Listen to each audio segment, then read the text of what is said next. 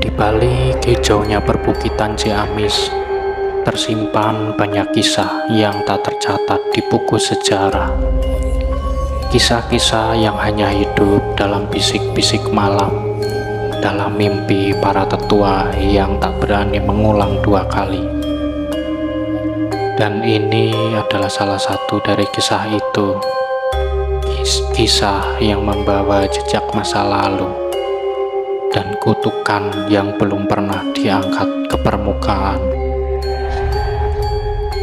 Desa Ciranca di kaki Gunung Cupu, Ciamis bagian timur, tampak seperti desa biasanya. Namun setiap malam bulan kelima penanggalan Sunda, warga desa akan memadamkan lampu lebih awal dan menaruh sesajen di depan rumah. Tidak ada suara, tidak ada aktivitas, karena mereka percaya malam itu adalah malam para leluhur turun dari bukit, malam yang sakral.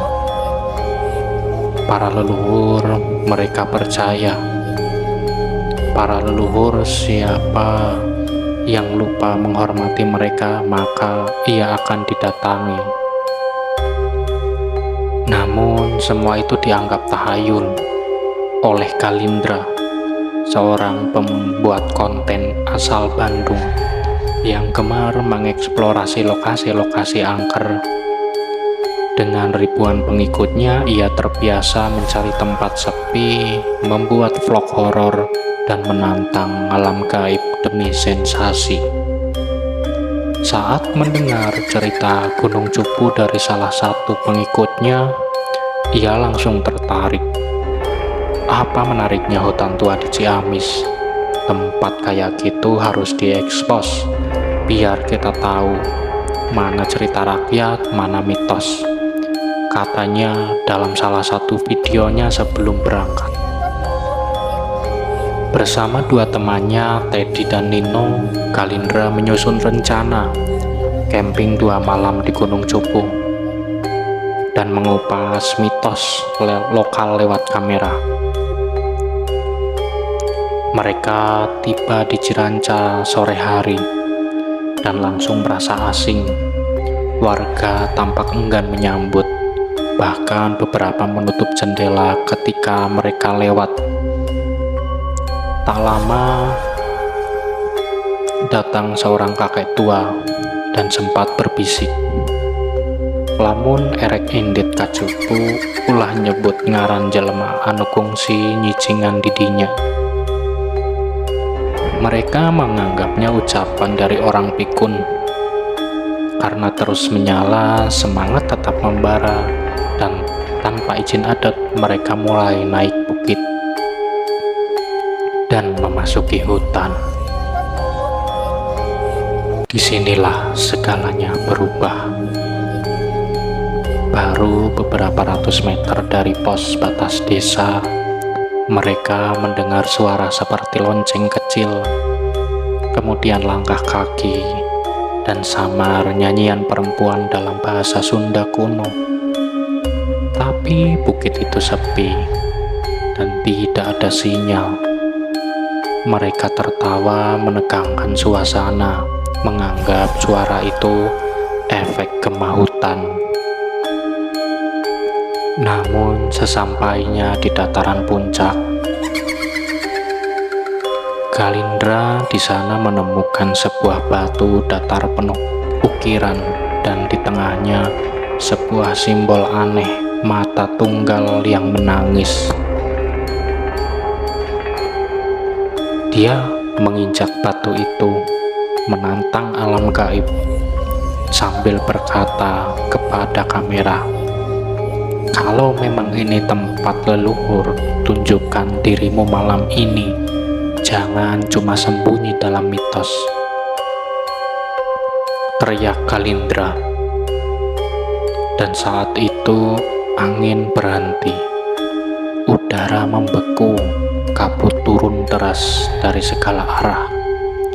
Tiba-tiba suara genderang dan seruling terdengar keras dari balik hutan. Dari kejauhan muncul barisan bayangan, sosok-sosok berpakaian seperti prajurit, namun dengan wajah kosong, kulitnya seperti arang terbakar. Dari tengah mereka muncul seorang perempuan tinggi menjulang, mengenakan pakaian putih keemasan, dengan rambut menjuntai. Matanya kosong, namun meneteskan darah.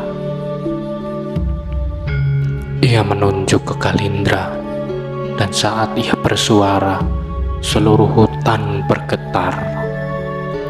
Karuhun hente butuh kasohor, karuhun hente nyuhunkeun dihina, anjeun geus nyepak tempat nu dirumatku getih. Teddy dan Nino lari, tapi Kalindra terpaku. Tubuhnya seperti membeku. Dalam sekejap, tanah di bawah batu bergetar. Dari celahnya muncul tangan-tangan hitam seperti arang membara yang menarik Kalindra ke bawah. Suaranya menjerit, kemudian hilang. Pagi-pagi, Teddy dan Nino ditemukan oleh warga dalam keadaan lemas, mengigau tak tentu arah. Mereka hanya bisa berkata, "Kami melihat pasukan, kami melihat perempuan dengan mahkota, tapi..." Kalindra tak pernah ditemukan. Tapi yang membuat geger adalah ketika kamera dokumentasi mereka ditemukan dalam keadaan menyala merekam video terakhir. Kamera merekam wajah seorang perempuan yang menatap lurus ke depan lensa. Sejak kejadian itu, Bukit Cupu ditutup secara adat. Warga Ciranca sepakat untuk tidak pernah menyebut nama Kalindra.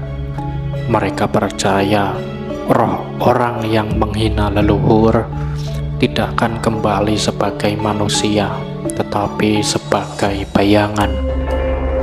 Dan kadang saat malam bulan kelima datang kembali, seseorang akan melihat bayangan pria muda berdiri di atas bukit dengan kamera menggantung, tapi tanpa wajah.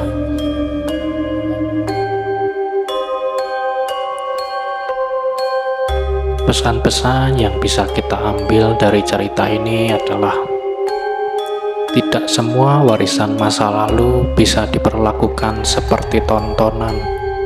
Leluhur bukan mitos untuk ditertawakan, tapi penjaga yang hidup dalam alam tak terlihat.